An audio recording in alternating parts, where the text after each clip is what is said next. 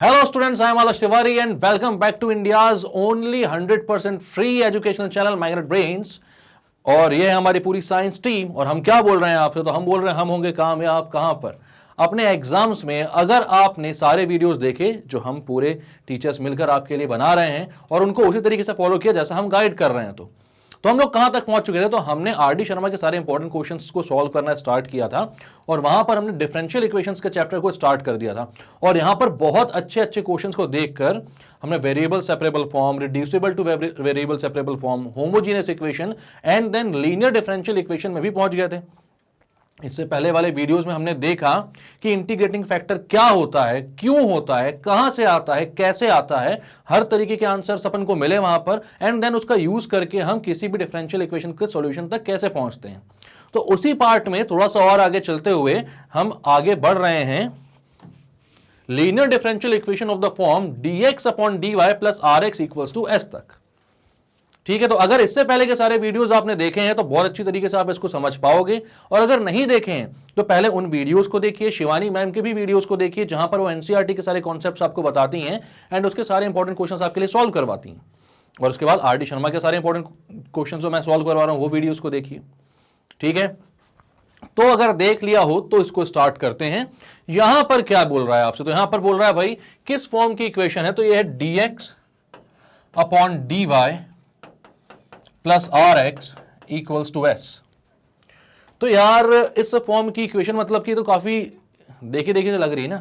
कैसे देखी देखी से लग रही है, मतलब आपने इससे पहले वाले वीडियो में जो क्वेश्चन सॉल्व किए हैं वो कुछ ऐसे थे, dy upon dx plus py equals to q। कुछ इस फॉर्म की इक्वेशन थी आपके इससे पहले। वहां पर आपको पता था कि आपके डिपेंडेंट वेरिएबल क्या था, तो y था। यहां पर आपका डिपेंडेंट वेरिएबल क्या था, y था।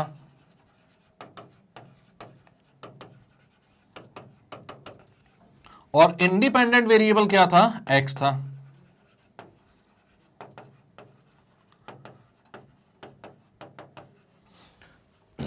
यहां पर हम जब इंटीग्रेटिंग फैक्टर निकालते थे तो p और q की सबसे पहले तो वैल्यू निकालते थे, dy बाय dx की वैल्यू निकालते थे। इसको हम dy बाय dx को अकेला बचाते थे, इसका जो भी कोफिशिएंट होता था उससे हम पूरी इक्वेशन को क्या करते थे, डिवाइड करते थे। देन p एंड q की वैल्यू निकालते थे, जहां पर p एंड q इधर कांस्टेंट होते थे और x के फंक्शन होते थे।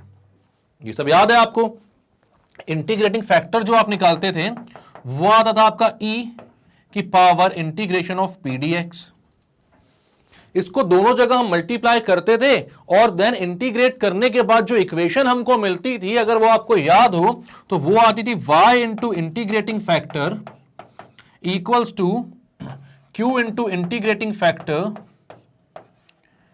का इंटीग्रेशन। ये हमें फाइनल इक्वेशन मिलती थी। तो यहां तक की सारी स्टेप्स अगर क्लियर हैं आपको तो ये इसके सारे क्वेश्चंस आप बहुत इजीली सॉल्व कर लेते थे। और अगर ये स्टेप्स क्लियर हैं आपको तो इसके भी सारे फॉर्म के जो क्वेश्चंस हैं आपके, इस वाले फॉर्म के जो सारे क्वेश्चंस हैं आपके, उसको भी आप बहुत इजीली सॉल्व कर लोगे। ठीक है, तो इसमें बस ध्यान क्या देना है आपको, तो यहां पर ध्यान देने की चीजें थोड़ी सी उल्टी हो जाती हैं। उल्टी मतलब कि जहां पर y आता है वहां पर x आ जाता है, जहां पर x होता है वहां पर y आ जाता है, p की जगह r और q की जगह s आ जाता है। आप चाहो तो p और q भी बोल सकते हो, उसमें फर्क नहीं पड़ेगा। बट वो फिर क्या होता ना कि दोनों इक्वेशन एकदम सिमिलर हो जाती तो बोलने में थोड़ा सा अटपटा सा लगने लगता, याद रखने में। तो हम यहां पर क्या करते हैं, यहां पर एक चीज समझते हैं कि इस केस में आपका डिपेंडेंट वेरिएबल कौन सा होता है, तो वो होता है x। इंडिपेंडेंट वेरिएबल क्या होता है, वो होता है y। उल्टा हो जाता है चीजें, y के रिस्पेक्ट में हम डिफरेंशिएट कर रहे हैं इसको। ठीक है, तो इंटीग्रेटिंग फैक्टर यहां पर क्या हो जाता है, तो यहां पर इंटीग्रेटिंग फैक्टर जो हो जाता है आपका वो हो जाता है, जैसे यहां पर होता था e की power integration of p dx। p क्या था, y का कोफिशिएंट था, यहां पर x का कोफिशिएंट क्या है, r। यहां पर y डिपेंडेंट वेरिएबल था, यहां पर x डिपेंडेंट वेरिएबल था, यहां पर डिपेंडेंट वेरिएबल कोफिशिएंट क्या है, r। तो यहां पर आप बोलोगे e की पावर r, एंड यहां पर dx के फॉर्म में इंटीग्रेशन होता था, यहां पर किसके फॉर्म में होगा, y के फॉर्म में, dy के, तो r dy। तो यहां पर इंटीग्रेटिंग फैक्टर क्या होता है, e to the power integration of r dy। Clear है बात? इसके बाद इसको जब आप पुट कर दोगे तो जो आपकी इक्वेशन बनेगी वो किस फॉर्म की बनेगी? तो इक्वेशन किस फॉर्म की बनेगी भाई? यहां पर बनती थी y इंटू इंटीग्रेटिंग फैक्टर, यहां पर बनेगी x into integrating factor equals to q into integrating factor का इंटीग्रेशन, यहां पर क्योंकि राइट हैंड साइड पर q वेरिएबल रहता है बट यहां पर राइट हैंड साइड पर s वेरिएबल है, तो आप लिखोगे s इंटू इंटीग्रेटिंग फैक्टर का इंटीग्रेशन। ये होगी आपकी फाइनल इक्वेशन। जब आप दोनों साइड इंटीग्रेट कर दोगे तो ये मिलेगी।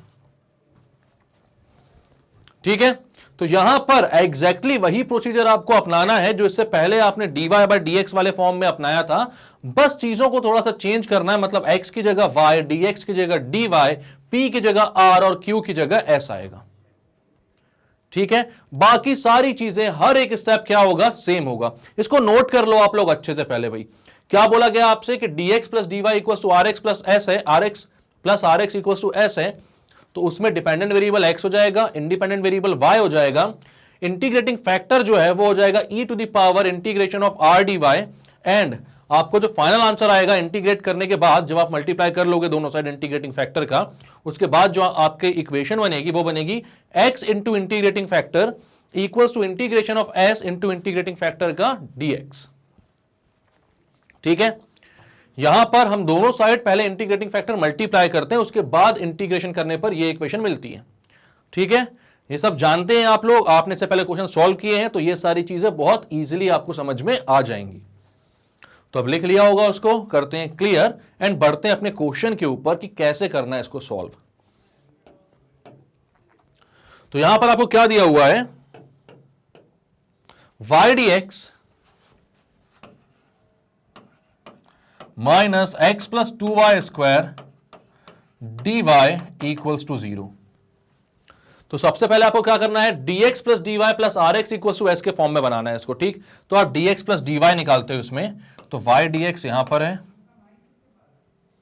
Minus equals to x plus 2y square D Y. अब आप क्या करते हो? dy को यहां लेकर आते हो, तो y dx by D Y equals to x plus 2y square. अब आप क्या करते हो? x को यहां पर लेकर आते हो, तो ये बन जाता है y dx by D Y minus x equals to 2y square. अब क्या करना है आपको? यहां पर भाई dx बाई डी वाई को अकेला बचाना होता है, ऐसा जो भी कोफिशिएंट उसको क्या करना पड़ता है? 1 करना पड़ता है, तो पूरे साइड आप y से डिवाइड कर देते हो, तो आप क्या बोलते हो? Dividing by y both side.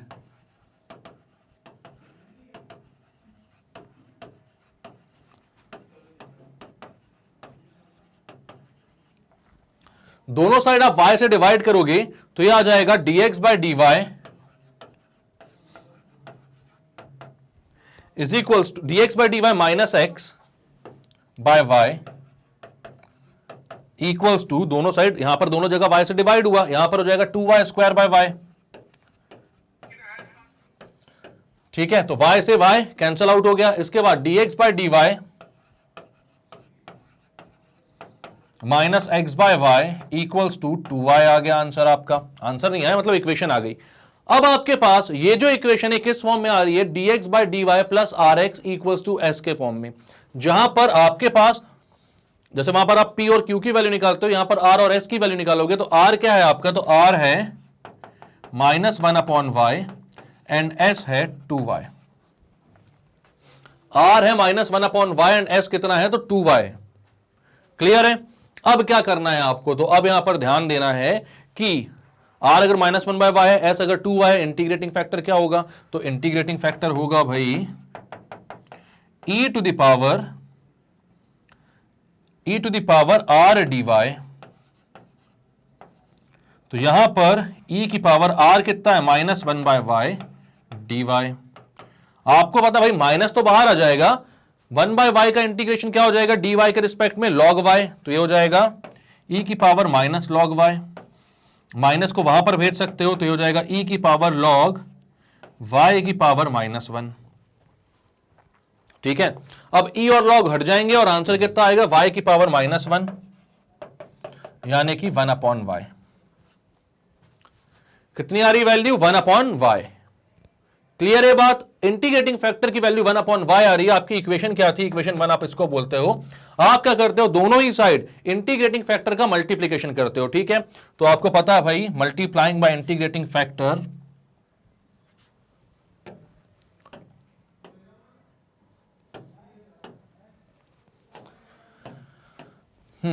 Multiplying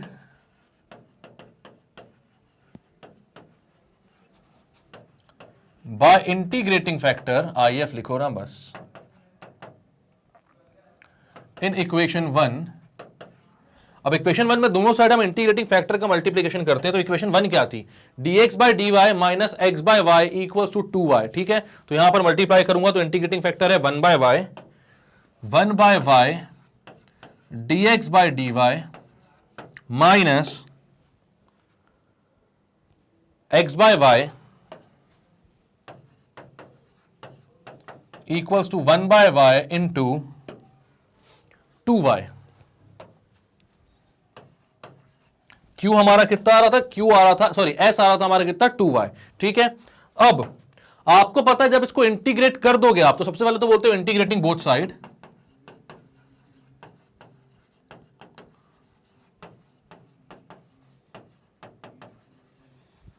दोनों साइड आप इंटीग्रेट करोगे इसको, तो यहां पर क्या आएगा? तो लेफ्ट हैंड साइड पर क्या मिलेगा आपको? तो लेफ्ट हैंड साइड पर आपको मिलेगा भाई, अच्छा यहां पर इसे मैंने हटा दिया था, वैसे भी तो आपको पता है कि लेफ्ट हैंड साइड पर आपको क्या मिलेगा? तो यहां मिलेगा आपको dependent variable into integrating factor. Dependent variable यहां पर क्या है? x, तो x इंटू इंटीग्रेटिंग फैक्टर कितना है आपका? 1 बाय वाई। तो आपको यहां पर मिलेगा x इंटू 1 बाय वाई, ठीक है? किस फॉर्म में आएगा ये तो एक बार मैं लिख दूं आपके लिए, फॉर्म अगर कंफ्यूजन हो रही हो यहां पर आपको, तो यहां पर आपका फॉर्म जो होगा वो होगा भाई x into integrating factor equals to integration of s into integrating factor dx। यहां पर s कितना है आपका? तो s है 2y, ठीक है? और वैसे भी आपको दिख रहा है यहां पर जब s इंटू इंटीग्रेटिंग फैक्टर किया तो y से y क्या हो गया? कैंसल आउट हो गया। तो यहां पर आपके पास आ रहा है x इंटू इंटीग्रेटिंग फैक्टर मतलब 1 by Y is equals to 2 into dy। यहां पर dy होता है बिकॉज यहां पर हम किसके रिस्पेक्ट में इंटीग्रेट करते हैं? y के रिस्पेक्ट में, ठीक है? Integrating both side with respect to y, because y is our independent variable. y जो है वो क्या है हमारा? इंडिपेंडेंट वेरिएबल है यहां पर, ठीक है? तो यहां पर x into 1 by Y is equal to 2dy। आपने बोला y का इंटीग्रेशन क्या हो जाएगा? तो वो हो जाएगा 2y plus C X by y,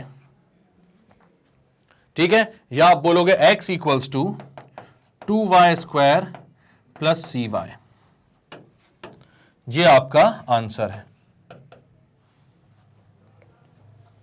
तो क्लियर है? अब आपको अगर इस स्टेप से इस स्टेप में आने में कोई भी तकलीफ हुई है, यहां से यहां पर आने में कोई भी तकलीफ हुई है यहां तक, तो इसका मतलब यह है कि आपने इससे पहले वाला वीडियो नहीं देखा है। तो अगर आपने इससे पहले वाला वीडियो नहीं देखा है भाई, तो प्लेलिस्ट नीचे ही है, डिस्क्रिप्शन बॉक्स में आप देखोगे तो आपको सारे के सारे जो लेक्चर्स है मेरे उनकी प्लेलिस्ट मिल जाएगी।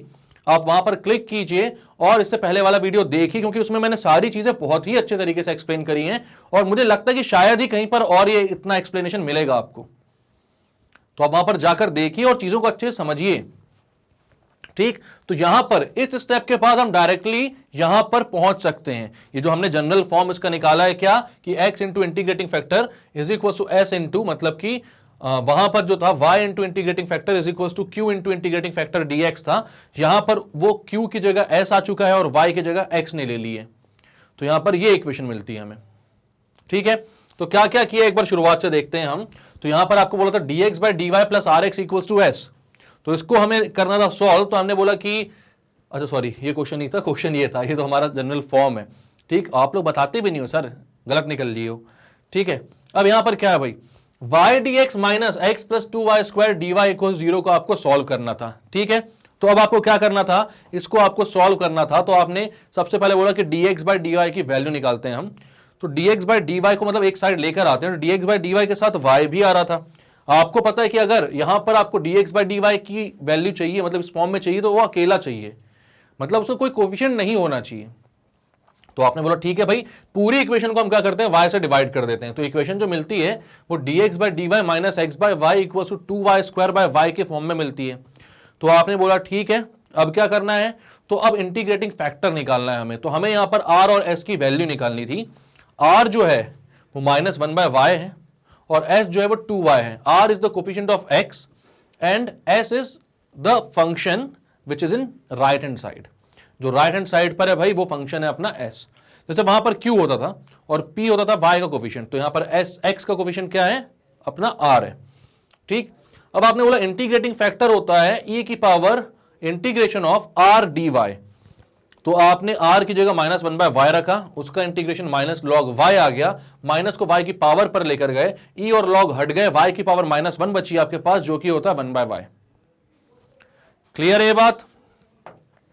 इंटीग्रेटिंग फैक्टर आपको मिल गया, तो आपने क्या किया, जो आपकी इक्वेशन थी ओरिजिनल बनी हुई इक्वेशन नंबर 1, उसमें आपने इंटीग्रेटिंग फैक्टर मल्टीप्लाई किया दोनों साइड। तो आपकी जो भी इक्वेशन बनी उसको आपने इंटीग्रेट कर दिया विद रिस्पेक्ट टू y।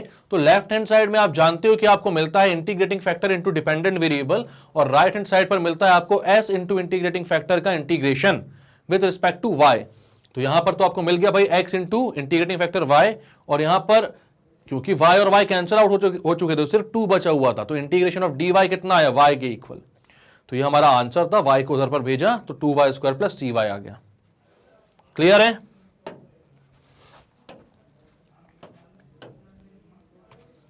अब नेक्स्ट क्वेश्चन क्या बोल रहा है देखते हैं थोड़ा सा। Solve y dx plus x minus Y cube dy equal to 0। ये आया हुआ भी क्वेश्चन है भाई 2011 में, तो ऐसे क्वेश्चन आते हैं इसलिए बनने चाहिए हमको अच्छे से। तो यहां पर बोल रहा है y dx plus x minus Y cube dy equal to 0। सबसे पहले मैं dx बाई dy की वैल्यू निकालने के लिए उधर पर भेजता हूं अपना x माइनस वाई क्यूब को। ये हो जाता है minus of X minus Y cube dy। dy को इसको नीचे लेके जाता हूं तो dx बाई dy y के साथ equals to minus X plus Y cube. Minus को भाई अंदर भेजेंगे तो माइनस का x हो जाएगा और वाई क्यूब हो जाएगा प्लस का। x को यहां पर ले आते हैं तो y dx by dy plus x equals to Y cube. अब यहां पर dx बाई dy के साथ अगेन क्या है आपके पास, y है, तो आपको पूरी इक्वेशन को क्या करना पड़ेगा, y से डिवाइड। तो आप बोलते हो डिवाइडिंग बाय y,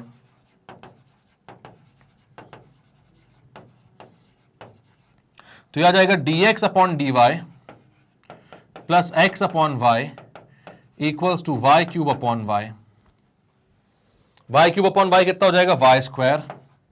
तो इक्वेशन जो बन रही है वो बन रही है dx by D Y plus x upon Y equals to Y square. इसको बोलो इक्वेशन नंबर 1।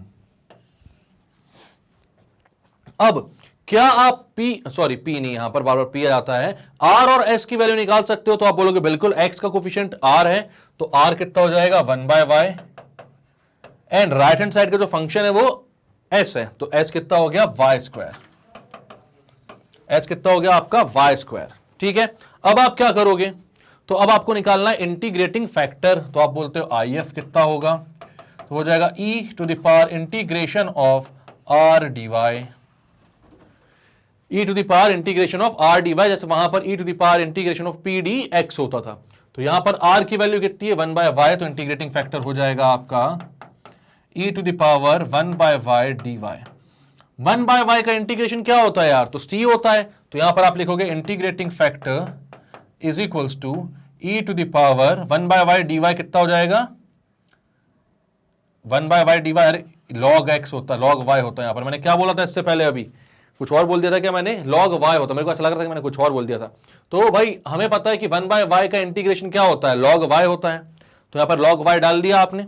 अब log y डाला तो क्या हो गया, ये e और log कैंसल आउट हो जाएंगे, बचेगा क्या, इंटीग्रेटिंग फैक्टर की वैल्यू कितनी, y। तो यहां पर इंटीग्रेटिंग फैक्टर कितना आ रहा है आपका, y आ रहा है। अब आपको क्या करना पड़ेगा, दोनों साइड कौन से, ये जो इक्वेशन 1 है अपनी, इक्वेशन 1 के दोनों साइड आपको y से मल्टीप्लाई करना पड़ेगा। ठीक, तो आप बोलते हैं multiplying by y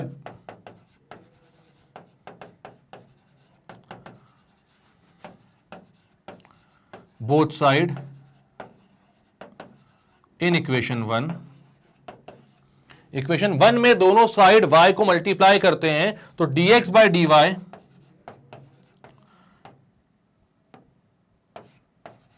y into d x by D Y plus x by Y equals to Y cube.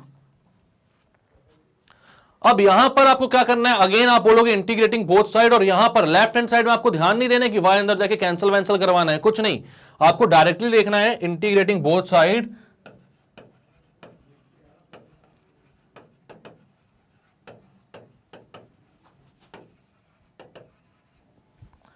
और यहां पर जो लेफ्ट हैंड साइड में आता है वो हमेशा आपको पता है क्या आता है, तो वो आता है dependent variable into integrating factor. तो यहां पर डिपेंडेंट वेरिएबल है x और इंटीग्रेटिंग फैक्टर है y। डिपेंडेंट वेरिएबल है x एंड इंटीग्रेटिंग फैक्टर है y, तो x इंटू वाई आ गया वहां पर, x इंटू वाई। ठीक है, अब राइट हैंड साइड पर क्या आएगा, तो राइट हैंड साइड पर y क्यूब का इंटीग्रेशन, तो यहां आप बोलते हो integration of y cube dy, तो x y is equals to y की पावर 4/4 प्लस सी। ये हमारा फाइनल आंसर है।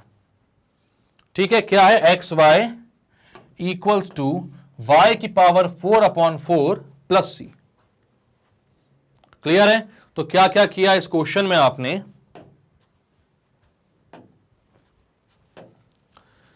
यहां आपको बोला था y d x plus x minus y का cube d y equal to 0, इसको इंटीग्रेट करो।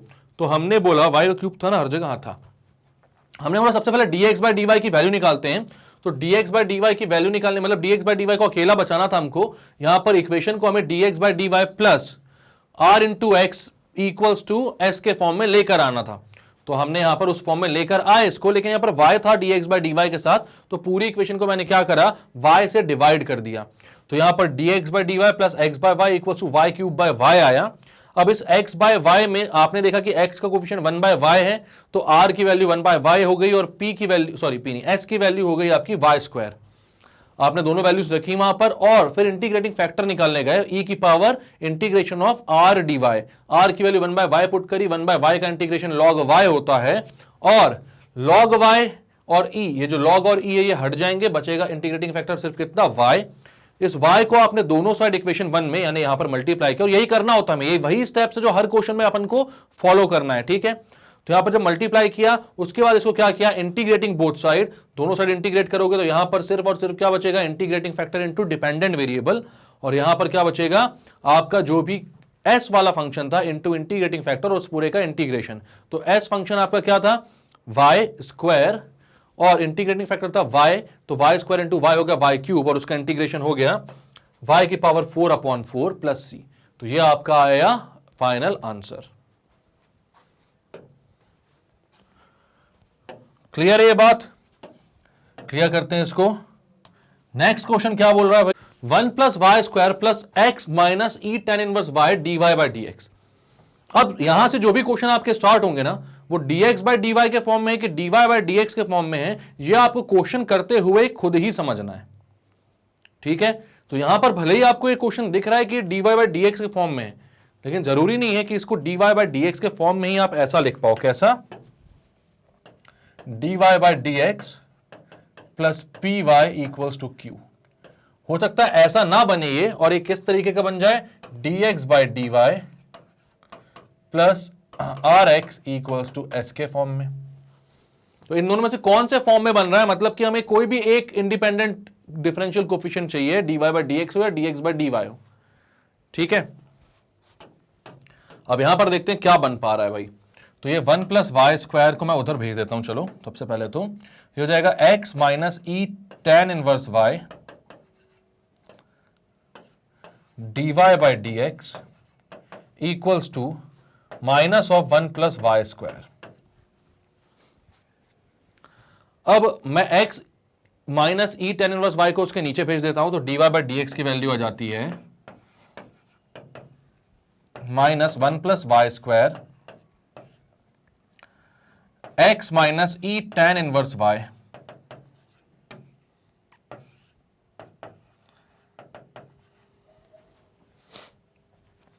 अब आपको चाहिए क्या है, आपको dy बाई डी एक्स अकेला चाहिए किसी के साथ। आप कैसे किसी को अलग कर लोगे कि भाई dy बाई डी एक्स जो है वो अकेला बन जाए, यहां पर इसको नीचे भेजने का वैसा कोई सेंस इतना समझ में आएगा नहीं। आप क्या कर सकते हो, तो आप क्या करोगे, यहां पर इस dy बाई डी एक्स को वहां भेज देते हैं। अपन एक काम करते हैं, ठीक है, इसको वहां पर भेजने का तो कोई मतलब समझ में नहीं आ रहा था, वहां पे ऐसे कुछ वेरिएबल सेपरेट हो नहीं पा रहे थे, बड़ा टफ सा बन जा रहा था वो। हम dy बाई डी एक्स को वहां भेजते हैं, तो यहां पर क्या हो जाता है, x minus e tan inverse y equals to minus 1 plus y square dx by dy। ठीक है, वैसे भी y स्क्वायर है यहां पर यार, मतलब कि डिपेंडेंट वेरिएबल अगर y होता तो उसकी पावर 2 भी आ रही थी, और वो कहीं से कैंसिल आउट होती हुई दिख भी नहीं रही है, तो उसकी पावर 2 नहीं चाहिए होती हमें। लीनियर डिफरेंशियल इक्वेशन में भाई इंडिपेंडेंट वेरिएबल की पावर कुछ भी हो, डिपेंडेंट वेरिएबल की पावर 2 नहीं होनी चाहिए। ठीक, तो यहां पर दोनों की पावर, चाहे उसका डिफरेंशियल कोफिशिएंट हो चाहे डिपेंडेंट वेरिएबल हो, उनकी पावर 2 नहीं होनी चाहिए, तो इसलिए dx बाई dy का ही फॉर्म बनेगा। अब क्या करते हो आप, माइनस को यहां ले आते हो, तो ये बन जाता है e tan inverse y minus x equals to, ये माइनस हट गया तो 1 plus y square dx by dy। अब उसको इधर लिखता हूं मैं, इसको उधर लिखता हूं मैं, क्योंकि अभी तक लेफ्ट हैंड साइड पर वो dx बाई dy वाला चल रहा है ना अपना, तो वही अपन को ज्यादा अच्छा लगता है। तो यहां पर आप लिखते हो 1 plus y square dx by dy। इस माइनस एक्स को इनके पास भेजूंगा तो प्लस का एक्स हो जाएगा, तो यहां पर प्लस एक्स भी बोल देता हूं, equals to e tan inverse y। अब दिख रहा है ना अपन को फॉर्म, अब दिख रहा है ना कौन सा form, dx by dy plus r of x equals to s, जहां पर s जो है वो y का एक फंक्शन है, आर ऑफ एक्स जो है अभी भाई मतलब dx बाई dy अकेला नहीं है, इसलिए यहां पर x के कोफिशिएंट में कुछ नहीं आ रहा है, बट आएगा। तो r क्या है, r भी x का या तो एक फंक्शन होगा या तो कोई कांस्टेंट होगा, तो y का कोई फंक्शन होगा या तो फिर कांस्टेंट होगा। यहां पर x के फंक्शन होते हैं, यहां पर y के फंक्शन होते हैं। तो अब आप क्या बोलोगे, यहां पर 1 प्लस वाई स्क्वायर है dx बाई dy के कोफिशिएंट में, तो आप 1 प्लस वाई स्क्वायर से डिवाइड करते हो दोनों साइड, तो आप बोलते हो dividing by 1 plus y square both side.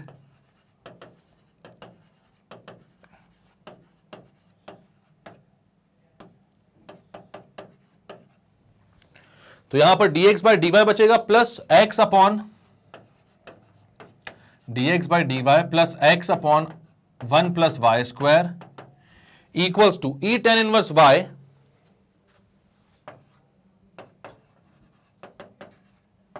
Upon 1 plus y square,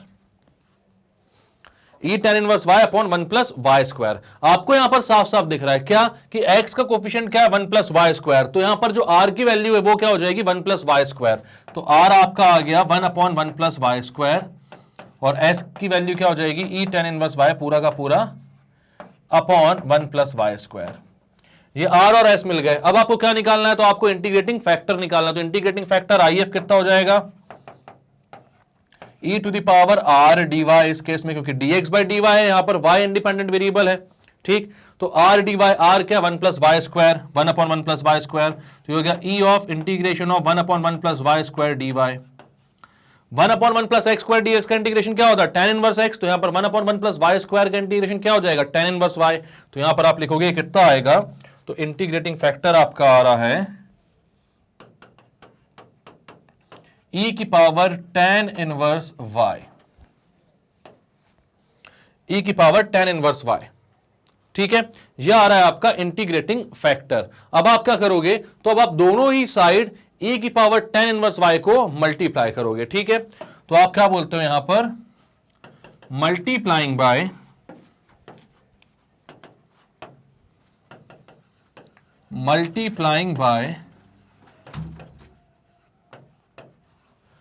e to the power tan inverse y both side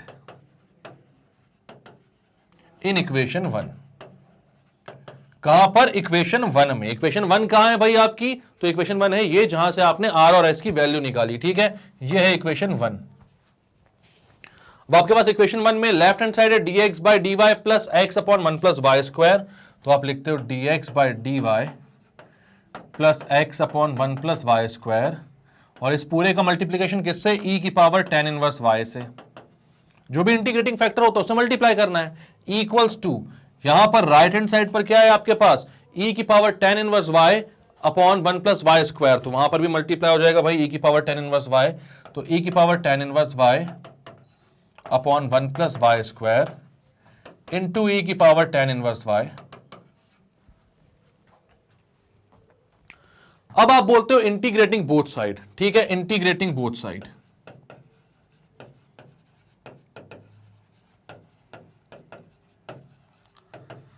तो यहां पर इंटीग्रेट करने से क्या हो जाएगा, e की पावर tan इनवर्स y, और ये जो dx by D Y plus x upon 1 plus y square है, ये हमें पता है क्या लिखना होता है, integrating factor into dependent variable, और डिपेंडेंट वेरिएबल यहां पर x है, तो आप लिखोगे x इंटू ई की पावर tan इनवर्स y। उस फॉर्म में आ गया है। आइए अब integrating factor into dependent variable equals to, यहां पर भाई अब इंटीग्रेशन करना पड़ेगा, यहां पर हो रहा है e की power 2 tan inverse y upon 1 plus y square D Y. अब इसको इंटीग्रेट करने के लिए मैं बोलता हूं let tan inverse y equals to t। tan inverse y को मैं t पुट करता हूं, ये 2 कैसे आया भाई, ये दो e की पावर tan इनवर्स y थे तो दोनों का स्क्वायर हो गया मल्टीप्लाई होके, तो e की पावर 2 tan इनवर्स y आ गया। आप बोलते हो लेट tan इनवर्स y क्या हो, t के इक्वल हो, डिफरेंशिएटिंग बोथ साइड आपने बोला।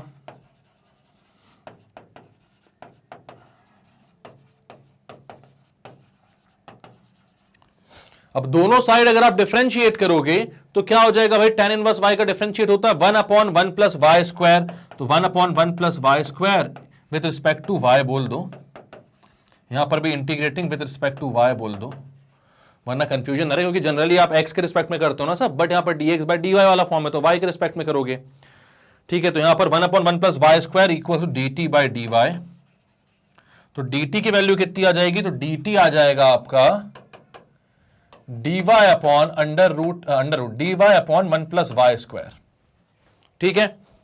तो यहां जो भाई आपका dt dy upon 1 plus y square दिख रहा है, इस पूरे की जगह क्या आ जाएगा, इस पूरे की जगह कौन ले लेगा, dt, और यहां पर e की पावर 2t हो जाएगा। तो अपना जो इक्वेशन बनेगी वो बनेगी x into e tan inverse y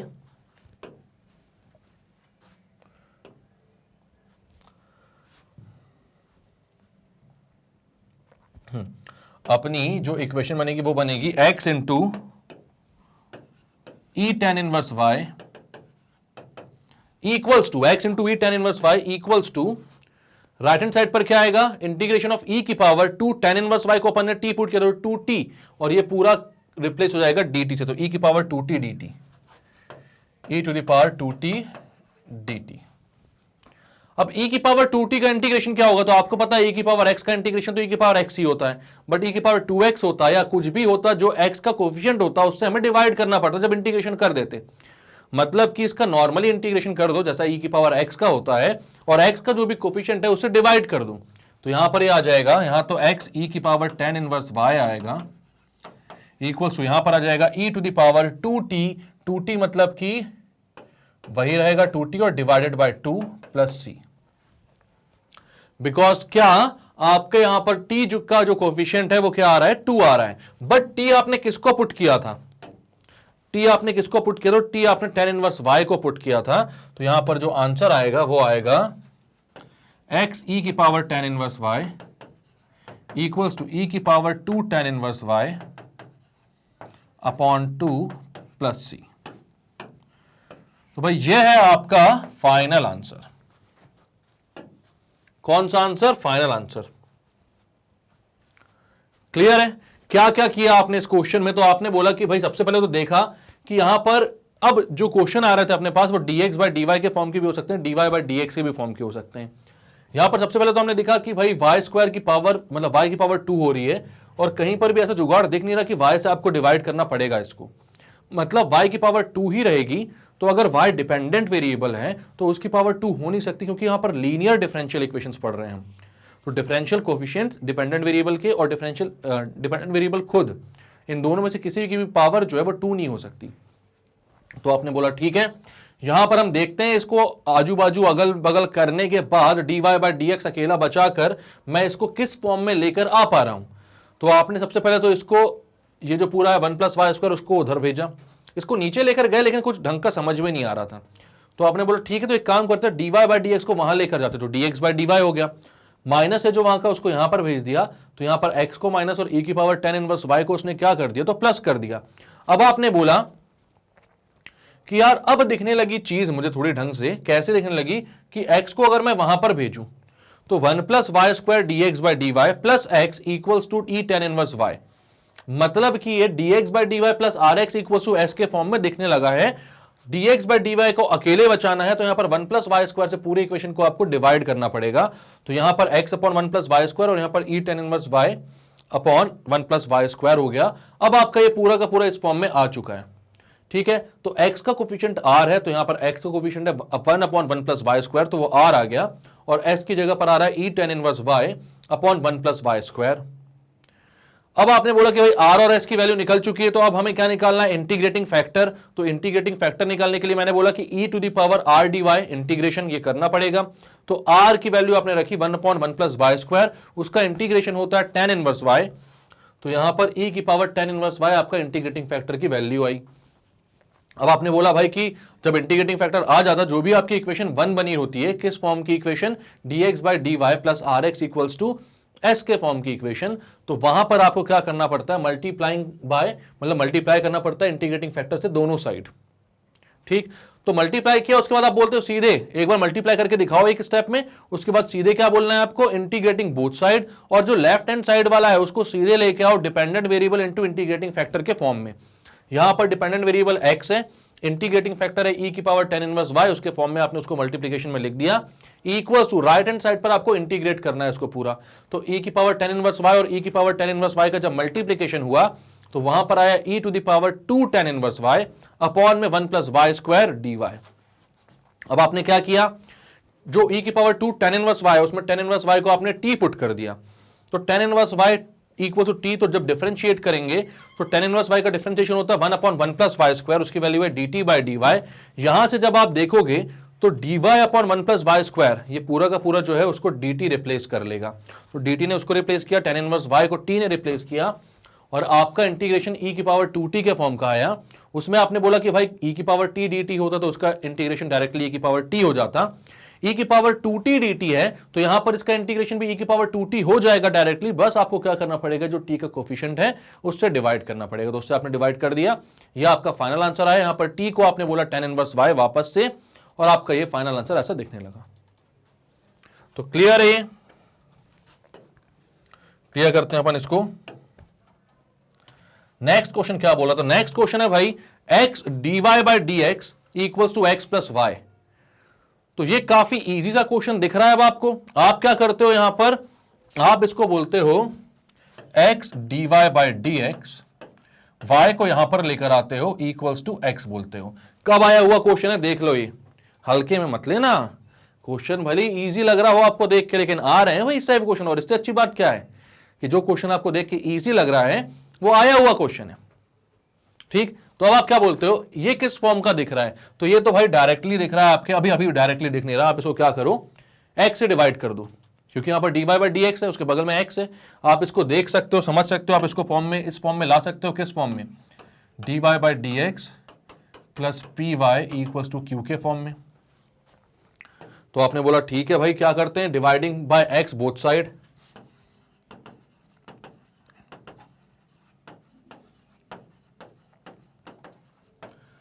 दोनों साइड हम क्या करते हैं, x से डिवाइड करते हैं, तो यहां पर बन जाती है equation dy by d x minus y by x equals to 1।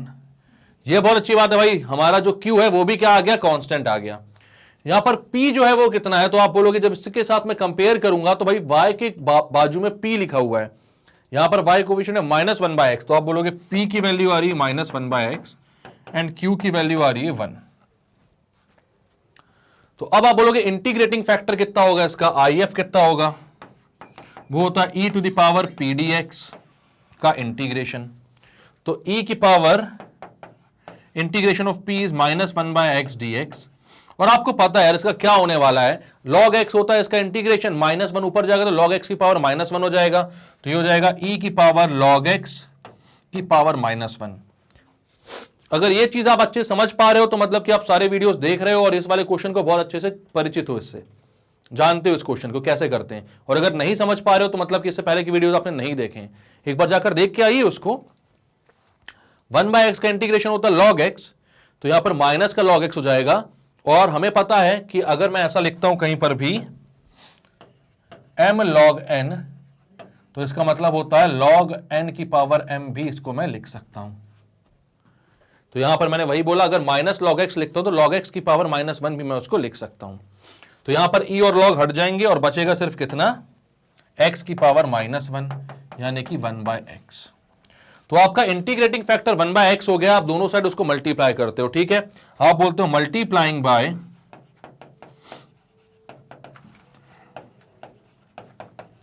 1/x both side, multiplying by 1/x both side. तो यहां पर 1/x मल्टीप्लाई होगा तो dy bye dx minus y by x से मल्टीप्लाई होगा, तो आप बोलोगे 1/x dy bye dx minus y by x equals to 1 से multiply minus y by x से मल्टीप्लाई होगा, ठीक है, और 1 से मल्टीप्लाई होगा तो 1/x मल्टीप्लाई हो गया, 1/x बन गया ये। अब आप क्या बोलते हो, इंटीग्रेटिंग बोथ साइड।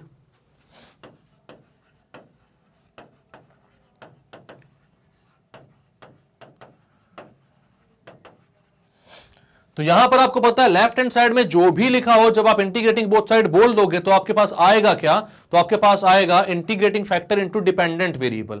और इस केस में हम dy बाय dx निकाल रहे हैं, dy बाय dx निकाल रहे हैं तो डिपेंडेंट वेरिएबल कौन सा होता है, y होता है। तो यहां पर आप लिखोगे इंटीग्रेटिंग फैक्टर यानी 1/x into dependent variable y is equals to integration of 1/x dx।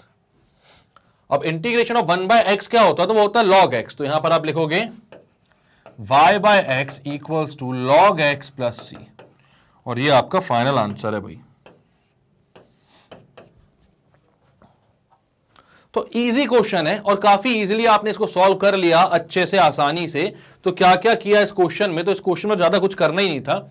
आपको दिया हुआ था x dy bye dx equals to x plus y, तो आपने बोला कि यार इसको मैं dy bye dx plus p y equals to q के फॉर्म में लाता हुआ दिख रहा है, मतलब y को मैं dy बाय dx के पास में पहुंचाता हूं। पहले तो y वहां पहुंचा तो x dy bye dx minus y equals to x हो गया। अब मुझे dy बाय dx अकेला बचाना है, x का कोफिशिएंट है, मतलब उसका कोफिशिएंट x है वहां पर, तो पूरे इक्वेशन को मैंने x से डिवाइड कर दिया, तो ऐसी इक्वेशन मेरे पास आई। y के बाजू वाला y का कोफिशिएंट p होता है, तो p हो गया -1/x, और राइट हैंड साइड में जो फंक्शन आता है वो q होता है, तो q हो गया 1, एक कांस्टेंट। इंटीग्रेटिंग फैक्टर आप निकालने गए तो वो होता है e to the power integration of p dx। यहां पर p की वैल्यू -1/x पुट किया तो उसका इंटीग्रेशन माइनस log x आया, उस माइनस को आप उठाकर x की पावर में पहुंचाते हो ताकि e और log कैंसल आउट हो सके। x की पावर -1 1/x होता है, मतलब इंटीग्रेटिंग फैक्टर 1/x आ गया। इस इक्वेशन में दोनों जगह आपने 1/x मल्टीप्लाई किया और फिर इंटीग्रेट किया, तो आपको पता है कि भाई इंटीग्रेट जब करोगे तो लेफ्ट हैंड साइड पर integrating factor into dependent variable आएगा और राइट हैंड साइड पर इंटीग्रेशन करना पड़ेगा। तो 1/x का इंटीग्रेशन किया आपने तो log x आया और आंसर आपके सामने है। क्लियर है? तो अच्छे क्वेश्चन है, आए हुए क्वेश्चन है भाई। नेक्स्ट क्वेश्चन क्या बोल रहा है, एक बार ट्राई करो इसको। इजी क्वेश्चन है, अच्छा क्वेश्चन है, थोड़ा सा दिमाग लगाओगे बन जाएगा ये क्वेश्चन। एक बार ट्राई करो, बताओ आंसर क्या आ रहा है। तो अभी तक तो बन गया होगा ये क्वेश्चन, काफी इजी क्वेश्चन। इससे पहले के जो भी क्वेश्चन हमने किए उनके सामने थोड़ा सा इजी क्वेश्चन लगा होगा ये, अगर आपने सही से ट्राई किया है तो। किया ना ट्राई सही से? तो यहां पर क्या बोल रहा है, तो ये बोल रहा है dy bye dx minus 2xy upon 1 plus x square equal to x square plus 2। तो यहां तो हमारे को डायरेक्ट दिख रहा है dy बाय dx का फॉर्म है, मतलब कि कौन सा फॉर्म है, यहां पर तो हमें दिमाग भी नहीं लगाना कि dx बाय dy है कि dy बाय dx है ना। और यहां पर वो तो हमें पता है कि अगर हम यहां पर सॉल्व करके देखते हैं, अगर dy बाय dx या dx बाय dy अकेला नहीं दिया होता है तो जिसको लाने में इजी पड़ता है हमें, हम वो लेकर आ जाते हैं, ठीक। बट यहां पर तो भाई साफ साफ दिया हुआ है, क्या दिया हुआ है कि अगर मैं यहां पर बोलूं आपसे कि dy bye dx plus p y equals to का q का फॉर्म, तो ये साफ दिख रहा है। यहां पर p और q क्या होते हैं, तो p और q या तो कांस्टेंट होते हैं या तो x के फंक्शन होते हैं। तो यहां पर p और q क्या आ रहे हैं, तो साफ दिख रहा है आपको y का कोफिशिएंट आ रहा है minus 2x upon 1 plus x square, x का एक फंक्शन, और q आ रहा है एक्स स्क्वायर प्लस 2x का एक फंक्शन। यानी कि ये dy bye dx plus p y equal to q के फॉर्म में है, ठीक। अब यहां पर इसको लिखता हूं मैं dy bye dx minus 2xy upon 1 plus x square equals to x square plus 2। तो p और q की वैल्यू बता पाओगे क्या, तो हाँ बता पाएंगे यार, तुरंत ही बता देंगे आराम से। तो यहां पर क्या होगा, p की वैल्यू, तो p is minus 2x upon 1 plus x square, and q is x square plus 2। p और q की वैल्यू आ गई। अब नेक्स्ट स्टेप क्या करते हो आप, तो इंटीग्रेटिंग फैक्टर निकालते हो। तो इंटीग्रेटिंग फैक्टर पे पहुंचते हैं अपन। तो यहां पर क्या हो जाएगा, integrating factor e to the power p dx equals to. अच्छा, यहां पर एक क्वेश्चन ना मैं बहुत देर से आप लोगों से पूछना चाह रहा हूं, लेकिन मैं पूछ नहीं पा रहा हूं। इसका रीजन मैंने आपको बताया नहीं है, आप लोगों ने मुझसे पूछा भी नहीं है, तो पूछना चाहिए था, बट ठीक है ना, आपने नहीं पूछा मतलब आपको पता होगा। अब आपको पता है अगर ये बात, तो आप लोग मुझे बताओ, क्या बताओ। अभी पूछूंगा, मैं पूछूंगा, सबर करो थोड़ा सा, पूछूंगा, वो क्वेश्चन आ ही रहा है बस। जस्ट यहां पर p की वैल्यू रखता हूं पहले मैं, तो यहां पर आ जाएगा e to the power 2x upon 1 plus x square dx। अच्छा, आप लोग ये समझ गए क्या मैं कौन सा क्वेश्चन पूछने वाला हूं। जनरली लोग समझ जाते हैं यहां पर कि कौन सा क्वेश्चन मैं पूछने वाला हूं। अगर आप इतना समझदार हो तो पहले आप कमेंट सेक्शन में बताओ कि मैं क्या पूछने वाला हूं, उसके बाद मैं पूछूंगा तो उसका आंसर भी आप ही बताना। मतलब सब कुछ आपको ही करना है, क्वेश्चन भी समझ जाओ कि क्या है और आंसर भी आप ही बताओ। अब इतने समझदार हो गए हो आप लोग यार, इतना पढ़ाई करते करते। तो अपन ने अभी क्या किया, e to the power integration of p dx में p की वैल्यू डाली कितनी, -2x अपॉन, तो यहां पर माइनस को बाहर ही ले लो ना, -2x upon 1 plus x square dx। अब इसका इंटीग्रेशन करना है आपको, ठीक है। अगर 2x upon 1 plus x square का इंटीग्रेशन आपको करने को बोलता मैं, तो आप कैसे करते, तो आप बोलते 2x upon 1 plus x square का इंटीग्रेशन करना है, तो लेट आप करोगे 1 plus x square equals to t. Because आपको साफ साफ दिख रहा है कि 1 प्लस एक्स स्क्वायर को अगर मैं टी पुट करूंगा तो ऊपर जो 2x है वो हट जाएगा। 1 प्लस एक्स स्क्वायर का डिफरेंशिएशन मैं पूछू ना आपसे विद रिस्पेक्ट टू x, तो कितना आएगा, तो ये आएगा भाई 0 प्लस 2x मतलब 2x equals to d t by d x, या dx यहां पर मल्टीप्लाई होगा तो 2x dx equals to dt हो जाएगा, ये हम जानते हैं। तो यहां पर मैं ऊपर क्या लिख सकता हूं, अब यहां पर बिकॉज का वो भी लगा देना, पता होना चाहिए ना सामने वाले को कि भाई आया कैसे। तो यहां पर 2x upon 1 plus x square dx को मैं क्या लिख सकता हूं, तो मैं लिख सकता हूं e to the power minus integration of 1 by t dt। 1 by t dt क्यों, क्योंकि भाई 1 प्लस एक्स स्क्वायर की जगह पर t लिख दिया और 2x dx तो पूरा का पूरा dt से रिप्लेस हो गया। अब आपको पता है 1 बाय टी का इंटीग्रेशन होता है log t, तो इस कितना हो जाएगा, ये हो जाएगा e to the power minus log t, या फिर e log t की पावर -1। e और log हट जाएंगे तो आएगा कितना, तो आएगा भाई आपके पास if की वैल्यू, e और log हट गए तो t की पावर -1, यानी कि t किसको पुट किया था आपने, 1 प्लस एक्स स्क्वायर को, 1 प्लस एक्स स्क्वायर की पावर -1 यानी 1 अपॉन 1 प्लस एक्स स्क्वायर। तो इंटीग्रेटिंग फैक्टर कितना निकल कर आ रहा है आपका, तो वो आ रहा है 1 अपॉन 1 प्लस एक्स स्क्वायर। कोई दिक्कत परेशानी नहीं होगी इसमें, इजी चीज है ये, ठीक है। अब आपको क्या करना है, तो इस इंटीग्रेटिंग फैक्टर से आपको मल्टीप्लाई करना है, कहां पर, अपनी इक्वेशन नंबर 1 में। अब वो कहां है, तो ये है इक्वेशन नंबर 1। तो दोनों साइड आप मल्टीप्लाई करते हो। हाँ चलो ठीक है, वो जो क्वेश्चन आने वाला था वो क्वेश्चन ये था कि जब हम यहां पर इंटीग्रेटिंग फैक्टर निकालते हैं, e to the power p dx करते हैं, तो कांस्टेंट कहां जाता है, प्लस c क्यों नहीं कर रहा हूं मैं यहां पे। इंटीग्रेशन जब भी इंडेफिनेट करते हो आप, तो इंटीग्रेशन करने के बाद आपका एक कांस्टेंट इंट्रोड्यूस करते हो ना आप, तो यहां पर वो कांस्टेंट जाता कहां है, यहां पर मैंने क्यों नहीं इंट्रोड्यूस किया कोई भी कांस्टेंट। तो इसका आंसर आप निकाल कर मुझे दे दो, इसका आंसर आप मुझे निकाल कर दे दो भाई, तो मजा आ जाए मेरे को भी थोड़ा। तो यहां पर आपको यह बताना है कि e की power integration of p dx जब निकाला मैंने, तो इसका कांस्टेंट मतलब इसको जब p dx को जब मैं इंटीग्रेट करूंगा तो इसको कुछ आना चाहिए ना, क्या आना चाहिए। मान लो अगर p का इंटीग्रेशन जो आता है, वो जो फंक्शन आता है वो hx आता है, h of x, तो h of x plus c आना चाहिए। बट यहां पर कहीं पर भी मैं c को यूज ही नहीं करता हूं, यहां पर e की पावर में c भी तो होता ना, उसको मैं यूज ही नहीं करता। तो ऐसा क्यों होता है ये जरूर बताना, ठीक है, क्यों मैं यूज नहीं करता हूं। अगर पता है तो बहुत अच्छी बात है, नहीं पता है तो इसका आंसर मैं दूंगा, जरूर दूंगा आपको, बट पहले मैं जानना चाहता हूं आप लोगों को ये पता है कि नहीं पता है, ठीक। यहां पर क्या किया मैंने, integrating factor is equal to 1 upon 1 plus x square बोल दिया।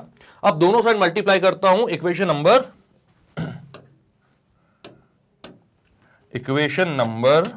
1 में, मैं बोलता हूं मल्टीप्लाइंग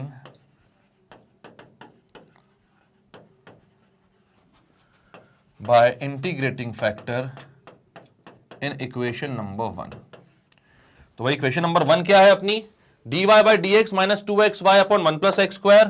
तो यहां पर मल्टीप्लाई होगा, इंटीग्रेटिंग फैक्टर कितना है 1 upon 1 plus x square, dy by d x minus 2xy upon 1 plus x square equals to x square plus 2 है राइट हैंड साइड पर, उसके नीचे डिनोमिनेटर में क्या जाएगा 1 प्लस एक्स स्क्वायर, बिकॉज हमने 1 प्लस एक्स स्क्वायर वहां पर भी डिनोमिनेटर में मल्टीप्लाई किया है, मतलब 1 अपॉन 1 प्लस एक्स स्क्वायर से मल्टीप्लाई किया है, तो x square plus 2 upon x square plus 1 हो जाएगा। 1 प्लस एक्स स्क्वायर बोलो या एक्स स्क्वायर प्लस 1 बोलो, बात एक ही है। अब आपको पता है इंटीग्रेटिंग बोथ साइड आप बोलोगे और उसके बाद क्या करोगे, तो उसके बाद आप यहां पर बोलते हो क्या, इंटीग्रेटिंग बोथ साइड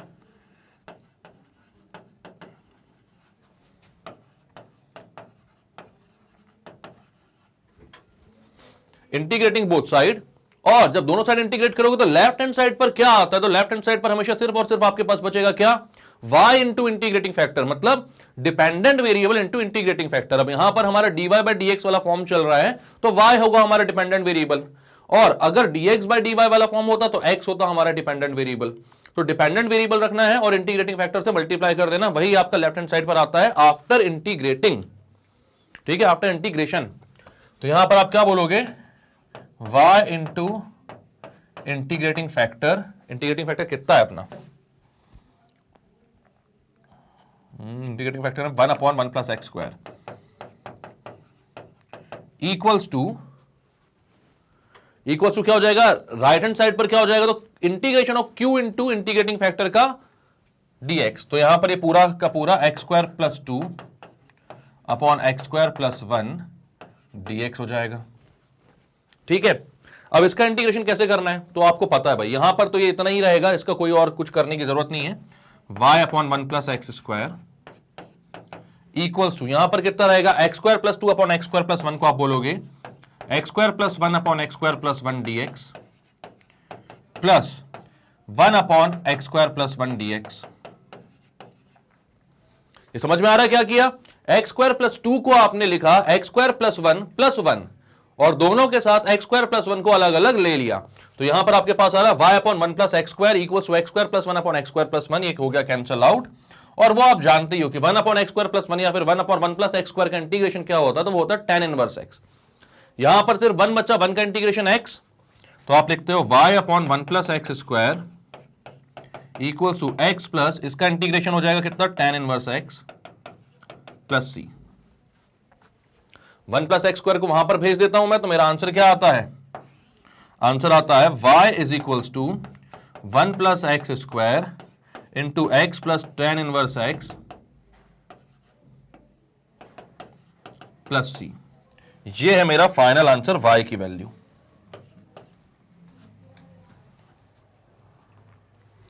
तो क्लियर है ये बात, यहां पर क्या आया, y is equals to 1 plus x square into x plus tan inverse x plus c। Clear है, क्या क्या क्या शुरुआत से एक बार देखते हैं हम लोग यहां पर। तो यहां पर आपको बोला था भाई dy by d x plus p y equals to q के फॉर्म में ये पहले से इक्वेशन दी हुई है, कौन सी, dy by d x minus 2xy upon 1 plus x square equals to x square plus 2।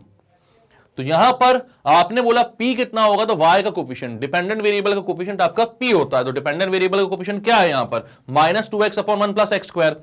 इसके बाद आपने बोला कि q क्या है, तो q है एक्स स्क्वायर प्लस 2। दोनों वैल्यूज आपके पास आ गई। अब आपको क्या करना था, तो इंटीग्रेटिंग फैक्टर निकालना था। तो इंटीग्रेटिंग फैक्टर होता है e to the power integration of p dx। वहां पर p की value minus 2x upon 1 plus x square put कर दिया आपने।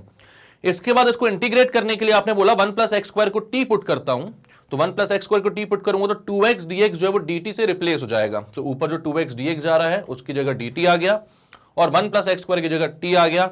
1 अपॉन t का इंटीग्रेशन log t होता है, पता है ये बात अच्छे से। तो यहां पर e to the power minus log t हो गया। हमें पता है कौन सा फॉर्म, तो यहां बार बार लिखता हूं लेकिन फिर से मैं लिख ही देता हूं कि अगर मैं m log n बोल रहा हूं तो उसका मतलब होता है log n की पावर m। मतलब कि यहां पर e की पावर माइनस log t है तो माइनस को वहां पर भेज दो टी की पावर में, -1 है ना वो, तो -1 टी की पावर में भेज सकते हो आप, तो हो जाएगा ई लॉग टी की पावर -1, लॉग और ई हट जाएंगे, बचेगा कितना, टी की पावर -1, जिसको 1/t बोलूंगा मैं, एंड टी की वैल्यू है 1 + x², तो ये 1/1 + x² हो जाएगा क्या, अपना इंटीग्रेटिंग फैक्टर। अब क्या करना होता है हमें, तो आपको पता है कि सारे स्टेप्स बाकी में तो सेम होते हैं भाई, कोई और मेहनत करने की जरूरत नहीं, बस अगर आपने इंटीग्रेटिंग फैक्टर निकाल लिया है तो आपका क्वेश्चन फिर हो गया है सॉल्व। क्योंकि क्या करना है आपको, जो अपनी इक्वेशन नंबर 1 बनाई है आपने, उसमें दोनों साइड इंटीग्रेटिंग फैक्टर को मल्टीप्लाई करना है। जैसे ही मल्टीप्लाई करोगे और इंटीग्रेट करोगे तो लेफ्ट हैंड साइड में क्या बन जाता है, तो लेफ्ट हैंड साइड में बन जाता है आपका भाई y इंटू इंटीग्रेटिंग फैक्टर, और राइट हैंड साइड पर बन जाता है इंटीग्रेशन ऑफ QIF का dx। ये होता है हमारा जनरल फॉर्म।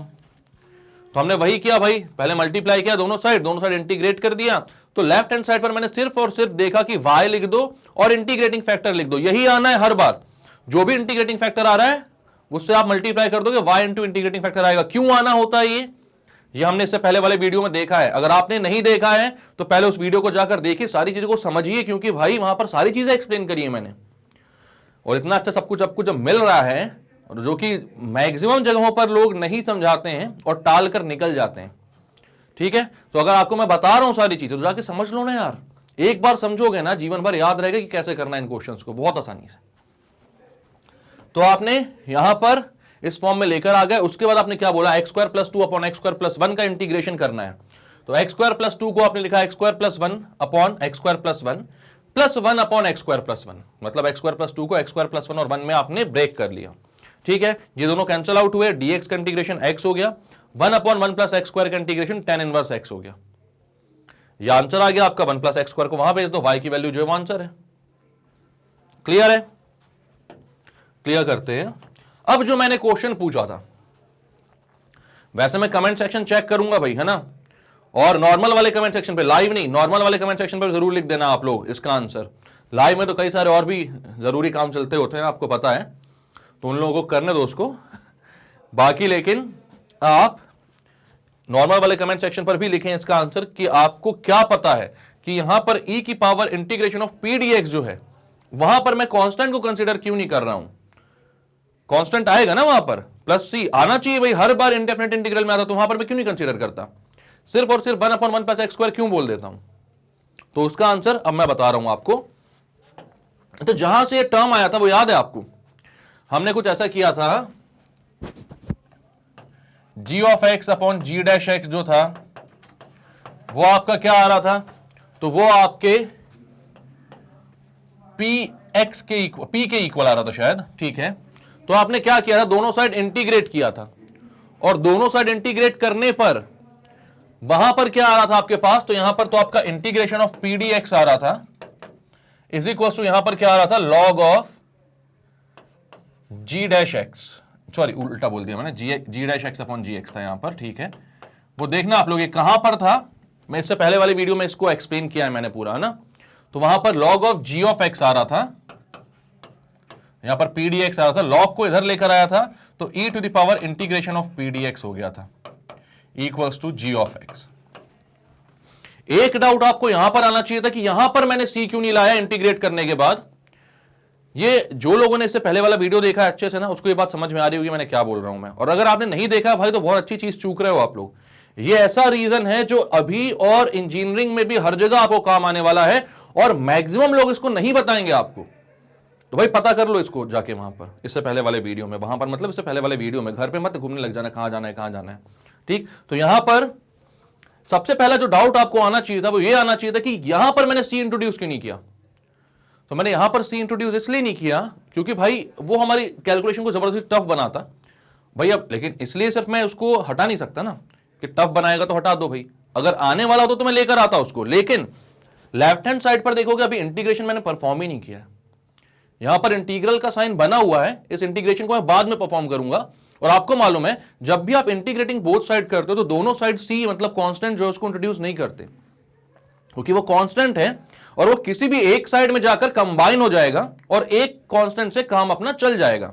तो हमने बोला भाई राइट हैंड साइड पर इंट्रोड्यूस ही नहीं करना, लेफ्ट हैंड साइड का इंटीग्रेशन बचा है ना, तो वहां पर जब इंटीग्रेशन कर देंगे हम तब हम सी को लेकर आ जाएंगे। ठीक है, ऐसा बोलकर यहां से मैंने अपने g ऑफ x की मतलब जिस फंक्शन को मैंने दोनों साइड मल्टीप्लाई किया था, जो इंटीग्रेटिंग फैक्टर था हमारा, उसकी वैल्यू निकाल ली, और वो इंटीग्रेटिंग फैक्टर आता है e की power integration of p dx। ठीक है, अब लेकिन बात यहां पर आती है कि यहां पर जब इंटीग्रेटिंग फैक्टर निकालना था तब तो आपने c को ओमिट कर दिया, ये बोलकर कि यहां पर इंटीग्रेशन अधूरा है, जब ये इंटीग्रेशन पूरा होगा तब मैं यहां पर कांस्टेंट इंट्रोड्यूस कर दूंगा। लेकिन सर फिर जब आप इंटीग्रेटिंग फैक्टर को मल्टीप्लाई करते हो अपनी इक्वेशन में, डिफरेंशियल इक्वेशन में दोनों साइड, उसके बाद भी बेचारे के साथ धोखा कर देते हो, उसका कांस्टेंट आप खा जाते हो। ऐसा भी बोलना चाहिए आपको, आपने बोला नहीं, लेकिन यार दुख हुआ मुझे, थोड़ा सा बोलना चाहिए था ये बात। आप लोगों को ये पूछना चाहिए था मुझसे कि जब मैंने दोनों साइड इंटीग्रेटिंग फैक्टर को मल्टीप्लाई किया, यहां पर किया, दोनों साइड मल्टीप्लाई करता हूं मैं, तो यहां पर मल्टीप्लाई करने के बाद ये जो इंटीग्रेशन आता है ना, यहां पर 1/t का इंटीग्रेशन माइनस लॉग t लिखा मैंने बस, और छोड़ दिया इसको ऐसे ही। तो ऐसा क्यों करता हूं मैं? वहां पर c क्यों नहीं लिखा मैंने? कांस्टेंट को इंट्रोड्यूस करना था ना, इंडेफिनिट इंटीग्रल है, तो जब इसकी वैल्यू निकाल रहे तब भी c को अपन ने टाल दिया, और यहां पर भी बेचारे c को नहीं यूज करे तो c जाएगा कहां? c बेचारा ना कट जाएगा। क्यों? क्योंकि उसका हमेशा से मतलब वो हमेशा से कटते आया है। ठीक है, कई बार मैं भावनाओं में उधर उधर निकल जाता हूं। ठीक है, तो अब क्या यहां पर e to the power integration of p dx equal to gx मैं अगर बोलता हूं, मान लो यहां पर मैं बोलता कि p dx का इंटीग्रेशन जो होता है वो q ऑफ x या h of x plus c होता है। ठीक है, मैं बोलता हूं लेट आपके पास p dx का इंटीग्रेशन की वैल्यू जो आती, वो p जो है वो इंटीग्रेट होने के बाद कोई फंक्शन बनाता h। ठीक है, तो आप बोलते हैं h of x plus c, constant ला दिया मैंने, h of x plus c है। ठीक है, अब मैं क्या करता हूं, यहां पर p dx की जगह h of x plus c लिख देता हूं, तो यहां पर आप लिखते हैं e की power h of x plus c। ये मेरा इंटीग्रेटिंग फैक्टर हो गया कि नहीं हो गया? तो आप बोलोगे हां हो गया। अब ये जो इंटीग्रेटिंग फैक्टर है आपका, इसको आप दोनों साइड मल्टीप्लाई करोगे ना, आप मल्टीप्लाई करते हो दोनों साइड, इसको मैं क्या लिख सकता हूं? मैं लिख सकता हूं e to the power h of x into e to the power c। e की power h of x plus c है ना, तो यहां पर e की power h of x into e की पावर c बोल देता हूं, क्योंकि जब बेस सेम होते हैं और मल्टीप्लीकेशन में तो पावर्स ऐड हो जाती हैं, ये पता है आपको बात।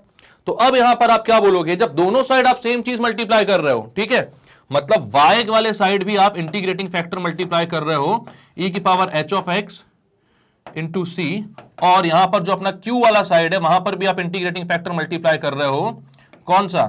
e की power h of x into c। तो यहां पर क्या हो जा रहा है, जो e की पावर c है ना वो कॉमन निकल जाती है और दोनों जगह से कैंसिल आउट हो जाता है, कांस्टेंट है बेचारा। तो यहां पर भी e की पावर, इसको मैं ऐसा लिख दूंगा e की power h of x into e की पावर c, ऐसा ही लिख देते हैं यहां पर भी लिख देता हूं। दोनों जगह से e की पावर c और e की पावर c कैसा हो जाएगा? कैंसिल आउट हो जाएगा। इसलिए उसको बार बार लिखकर जबरदस्ती कैंसिल आउट करके अपने स्टेप बढ़ाने से अच्छा है कि रहने दो ना, जाने दो उसको, नहीं आता भाई, बोल दिया अपन ने नहीं आएगा भाई सी, तू मत टेंशन ले। ठीक है, तो अब समझ में आई आपको बात। एक भी चीज जो मैं बता रहा हूं उसके हर एक चीज के पीछे कारण होता है, और उस कारण को जानने का आपका पूरा हक है, तो आप पूछा करो मैथ से, ये है ना। यहां पर हम ऐसे ही कुछ भी चीज जादू मंत्र में नहीं कर देते हैं, मैक्सिमम चीजें यहां पर भी, हालांकि कहीं ना कहीं चीजें ऐसी आएंगी जिसको आप प्रूव करोगे तो फिर हो जाएगी, लेकिन वो कहीं ना कहीं एक साइकिल सा बन जाएगा, बट मैक्सिमम चीजें यहां पर जो है वो प्रूव हो जाती हैं। ठीक है, तो जितनी चीजें प्रूव हो सकती हैं और जितनी चीजों का मैं आप लोगों को कारण बता सकता हूं वो सारी चीजें मैं बताऊंगा, क्योंकि ये सारी चीजें बहुत एसेंशियल होती हैं। हमारे मन में अगर जरा से भी डाउट रह जाता है ना, तो फिर क्वेश्चन को सॉल्व करते टाइम हम कॉन्फिडेंट पूरी तरीके से नहीं होते कि ऐसा क्यों हो रहा है, कैसे हो रहा है। इसलिए चीजें जानना जरूरी है, और ये क्वेश्चंस किया करो। अगर आपके मन में आता है ना, तो अपने मन को अपने मन से मत समझा लिया करो कि हाँ कुछ हो जाता होगा, रहने दो। अगर रीजन निकाल पा रहे हो तो बहुत अच्छी बात है, बट अगर नहीं निकाल पा रहे हो तो पूछो, फिर पूछो, क्योंकि मैं यहां पर हूं, सब आता है मेरे से, मैं सब बताऊंगा आपको, टेंशन मत लो। ठीक है, तो ये रीजन है, इसको लिख लो आप लोग। और ये क्या चीज थी, इससे पहले वाले वीडियो में जाकर देखो, समझ में आएगा सारी चीजें। ठीक है, तो इसलिए हम e की पावर p dx को जब इंटीग्रेट करते हैं तो वहां पर कांस्टेंट नहीं लगाते हैं, क्योंकि दोनों साइड जब मल्टीप्लाई करेंगे तो e की पावर c जो होगा वो क्या हो जाएगा, क्लियर हो जाएगा। कैंसल आउट हो जाएगा। क्लियर? तो मैं करने वाला हूं अभी स्क्रीन को, इसलिए मैंने क्लियर बोल दिया। ठीक है, तो इसको क्लियर करते हैं। नेक्स्ट क्वेश्चन क्या बोल रहा है, एक बार ट्राई करें इसको। तो भाई यहां पर क्या करना है, y प्लस 3x स्क्वायर को नीचे लेकर आना है, तो ये हो जाएगा dx by dy equals to x upon y plus 3x square. अभी हमें किस फॉर्म का दिख रहा था, dx बाय dy के फॉर्म का, लेकिन यहां पर आप देख रहे हो कि dx बाय dy के फॉर्म में यहां पर हमें x के किसी वेरिएबल को इधर लेकर आना और इसको इस फॉर्म में बना पाना पॉसिबल दिख रहा है क्या? किस फॉर्म में? इस फॉर्म में भाई dx by dy plus rx equals to s, इस फॉर्म में बनाना पॉसिबल लग रहा है क्या? तो आप बोल रहे हो यहां पर x का कोई ऐसा फंक्शन आ नहीं पा रहा है प्लस माइनस में, यहां पर प्लस माइनस में तो लेकर आना पॉसिबल नहीं दिख रहा है, तो क्यों ना हम dx बाय dy तो यहां पर दिया होता तो हम उसमें उलझने लग गए, लेकिन हमारा जो सबसे पहला प्यारा वाला जो फंक्शन था वो तो dy बाय dx के टर्म्स में था ना, पहला वाला लीनियर डिफरेंशियल इक्वेशन जो है। तो वहां पर आप क्या करोगे, अब आप ट्राई करते हो कि भाई ये वाला तो पॉसिबल नहीं हो रहा, इसको हटाओ, एक बार हम dy बाय dx निकाल दो, dy बाय dx निकालोगे तो रेसिप्रोकल लोगे यहां पर, तो आप बोलोगे dy upon dx equals to कितना हो जाएगा, y plus 3x square upon x। इस फॉर्म में आ पा रहा है क्या?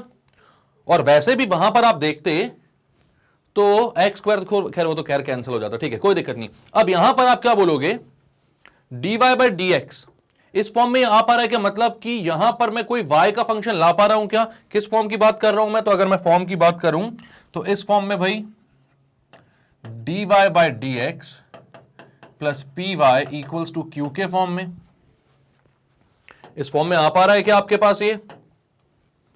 तो आप बोलोगे यार हाँ, अब यहां पर मैं ऊपर क्योंकि हमारा सम है दो फंक्शंस का y प्लस 3x स्क्वायर, उनको मैं अलग अलग कर सकता हूं विद डिनोमिनेटर x, तो मैं अलग करता हूं सबसे पहले, तो ये हो जाएगा dy bye dx equals to y by x plus 3x square by x, x ए कैंसिल और तो कुछ कैंसिल आउट हो नहीं रहा है।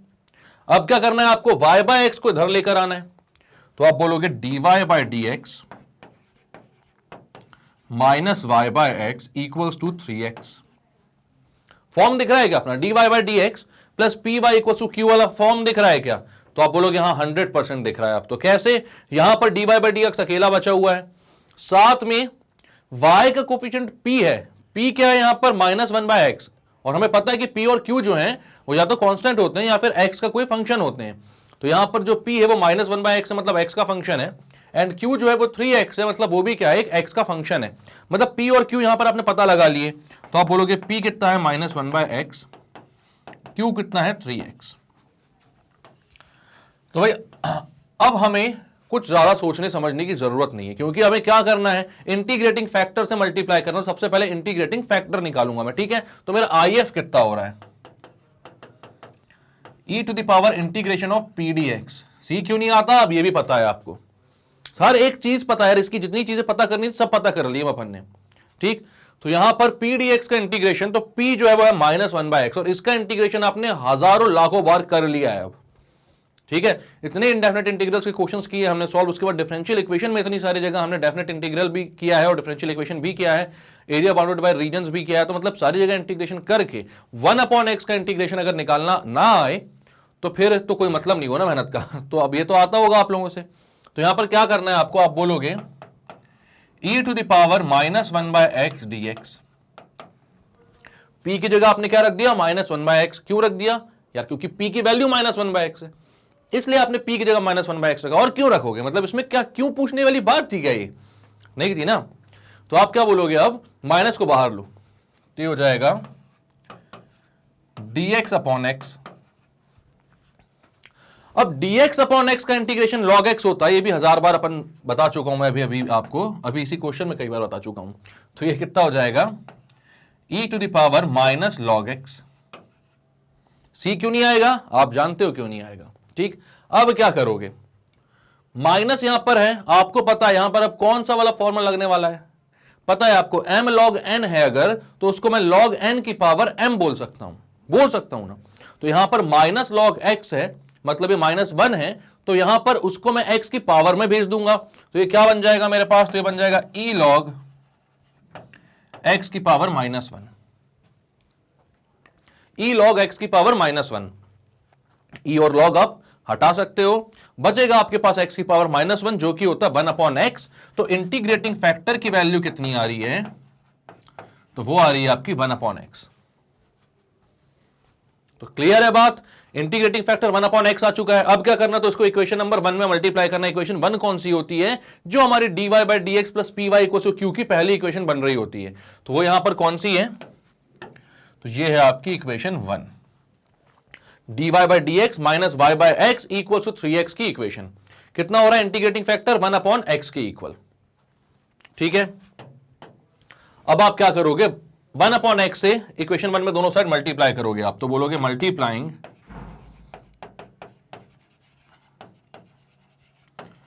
Bye 1/x both side. Multiplying by 1/x both side, दोनों साइड आप 1/x मल्टीप्लाई करते हो तो यहां पर आता है 1/x dy/dx minus y/x equals to 1/x into 3x। x से x कैंसल आउट हो जाएगा। अब हमें क्या है, हमें पता है कि क्या करना है, इसके आगे इसको करना है भाई इंटीग्रेटिंग बोथ साइड। ठीक है, तो इसको मैं लिखता हूं इंटीग्रेटिंग बोथ साइड।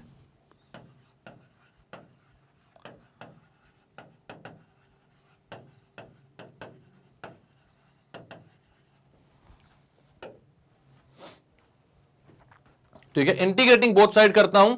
आपको पता है कि लेफ्ट हैंड साइड पर आपको क्या करना है, तो भाई लेफ्ट हैंड साइड में टेंशन नहीं लेना है। यहां पर जो भी कुछ हो आपको क्या लिखते हो, इंटीग्रेशन के बाद आप लिखते हो हमेशा कि वो ज्यादा dependent variable into integrating factor के इक्वल, और यहां पर डिपेंडेंट वेरिएबल जो है हमारा वो क्या है, वो है y। तो यहां क्या बोलोगे आप, ये हो जाएगा y into integrating factor, and integrating factor कितना अपना 1/x। तो यहां पर 1/x लिख देता हूं, y into 1/x equals to, right hand side में सिर्फ 3 बचा है आपके पास, तो उसका इंटीग्रेशन कर दो। तो क्या हो जाएगा ये, तो आप लिखोगे इंटीग्रेशन ऑफ 3dx। 3 को बाहर ले लो, ये हो जाएगा y/x equals to 3x plus c। 3x plus c, या y की वैल्यू कितनी आ जाएगी, वो आ जाएगा 3x स्क्वायर प्लस cx। तो ये है आपका सॉल्यूशन। क्लियर है भाई, क्या क्या किया आपने यहां पर, देखते हैं थोड़ा सा अच्छे से। तो इजी क्वेश्चन था काफी। अब वैसे भी अच्छे अच्छे क्वेश्चन कर लिए तो ऐसे क्वेश्चंस कैसे लगेंगे हमें, इजी लगेंगे यहां पर। लेकिन हाँ, एक बात थी कि भाई हमें dy/dx या dx/dy किसका फॉर्म है ये डायरेक्टली नहीं दिया हुआ था, तो वो हमें पता करना था। तो यहां पर हमें दिया हुआ था dx/dy के टर्म्स में y प्लस 3x² यहां पर, और यहां पर x। तो हमने सबसे पहले y प्लस 3x² को वहां भेजा नीचे। अब हमने देखा यार ऊपर न्यूमरेटर में तो आप उसको किसी भी चीज को सेपरेट कर नहीं पा रहे हो, तो ये dx/dy वाले फॉर्म में तो आता हुआ हमें दिख नहीं रहा आसानी से। तो हमने क्या बोला, और ये सारी चीजें पता है कैसे चलेंगी, तो ये तभी पता चलेंगी जब आपने इसके अच्छे सारे क्वेश्चंस की प्रैक्टिस कर ली होगी। देखकर समझ में आएगा यार, यहां पर भी आपको देखकर इंस्पेक्शन से ये बात समझ में आई, क्योंकि प्रैक्टिस का और कोई सब्स्टिट्यूट नहीं है। और अगर अच्छे से प्रैक्टिस आपने कर ली तो फिर ये सारी चीजें एकदम चुटकियों में आप बता पाते हो, है ना।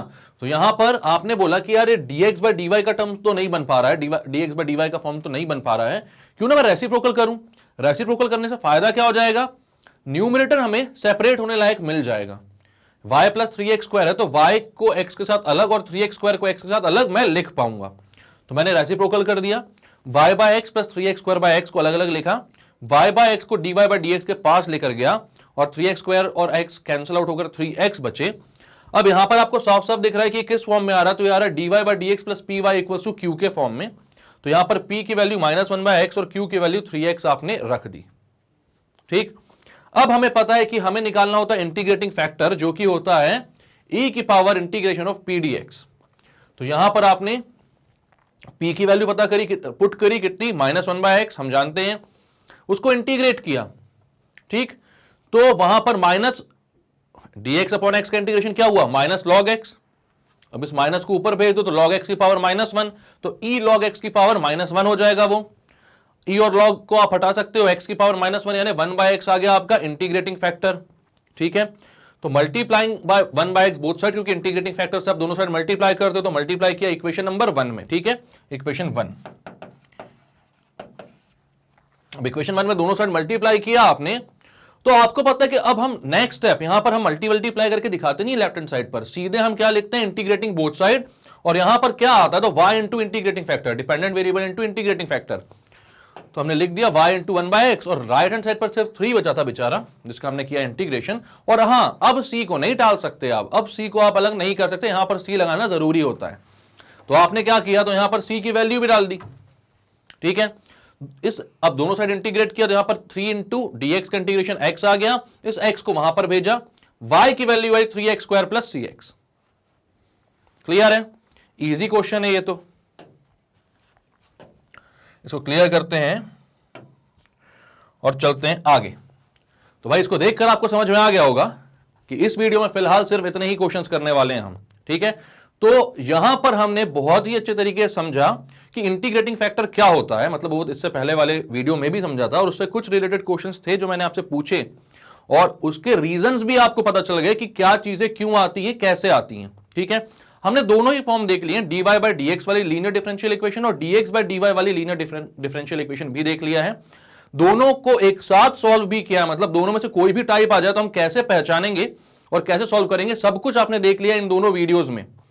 तो अगर सारे वीडियोस आपको टाइम पर मिल जा रहे हैं, आप सही सबसे अच्छे से देख पा रहे हो सब कुछ, तो बहुत अच्छी बात है भाई, वैसे चलते रहो, लगातार प्रैक्टिस करते रहो।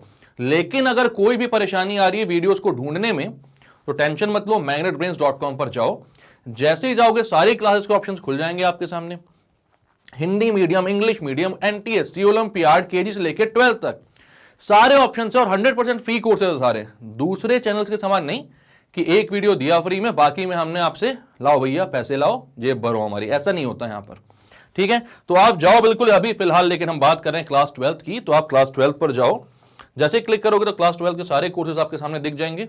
आप जाओ आरडी शर्मा मैथ्स में, वॉच नाउ पर क्लिक करो,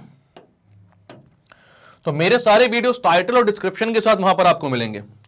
तो आपका जो सा भी वीडियो छूट गया है, या आपको ढूंढना था और सीक्वेंस में मिल नहीं पा रहा है, या रिवीजन करना था और दोबारा से देख नहीं पा रहा है, प्लेलिस्ट क्या नहीं समझ में आ रही, वहां वीडियोस देखना, उसके डिस्क्रिप्शन में पढ़ना, सब कुछ देखकर आपको समझ में आ जाएगा कि कौन सा वीडियो है वो, वहीं पर उसे क्लिक करना, और कहीं जाने की जरूरत नहीं, वो वीडियो वहीं प्ले होगा, आराम से देखो, सारी चीजें समझो। और अगर अच्छे लग रहे हैं वीडियो तो लाइक कीजिए, इसको सब्सक्राइब कीजिए हमारे चैनल को, और शेयर कीजिए इसको अपने सारे फ्रेंड्स, भाई बंधु, दोस्त यार के साथ, क्योंकि मैग्नेट ब्रेन्स में सब कुछ अवेलेबल है, वो भी 100% फ्री और बहुत ही अच्छी क्वालिटी के साथ, क्योंकि बहुत ही एक्सपीरियंस टीचर की टीम है, दिन रात मेहनत करती है और वीडियोस बनाती रहती है आपके लिए, तो इतना तो बनता है ना आपके साइड से। मिलेंगे नेक्स्ट वीडियो में, जहां पर और भी डिफरेंशियल इक्वेशन के क्वेश्चन करेंगे सॉल्व। तब तक के लिए bye bye and take care.